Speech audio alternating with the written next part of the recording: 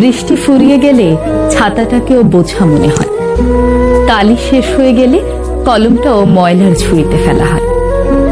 বাসি হয়ে গেলে প্রিয়জনের দেয়া ফুলটাও পরদিন ডাস্টবিনে জায়গা পায়।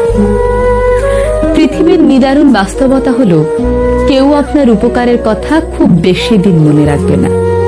কঠিন সত্য হলো, আপনি কারো কাছে ঠিক কতদিন প্রায়োরিটি পাবেন সেটা নির্ভর করছে তার জন্য আপনি ঠিক কতদিন কিছু একটা করতে পারবেন তার উপর। এই বাস্তবতা আপনি মানলেও সত্য, না মানলেও সত্য। যে খবরের কাগজের দাম আজ সকালে 10 টাকা, একদিন পরে সেই একই খবরের কাগজের 1 কেজির দাম হয় 10 টাকা। একাডেমিক লাইফের শুরুতে আপনি 1000 টাকা খরচ করে যে বইগুলো কিনে আনেন, বছর শেষে সেই বইগুলোই আপনি কেজি দরে বিক্রি করে দেন।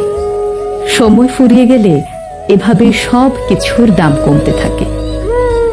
আমরা আপাতমস্তক স্বার্থপর প্রাণী। ভিখারিকে 2 টাকা ভিক্ষা দেওয়ার আগেও মানুষ চিন্তা করে ঠিক কতটুকু পুণ্য হবে।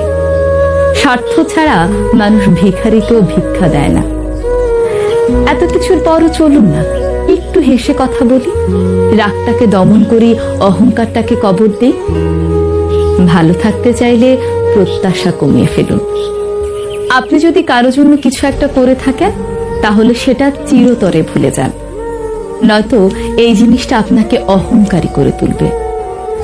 আবার কেউ যদি আপনার জন্য ছোট্ট কিছু করে থাকে, তবে তা সারা জীবন মনে রাখুন। এই জিনিসটি আপনাকে বিনয়ী এবং কৃতজ্ঞতা বোধ সম্পন্ন মানুষ হিসেবে বাঁচিয়ে রাখবে।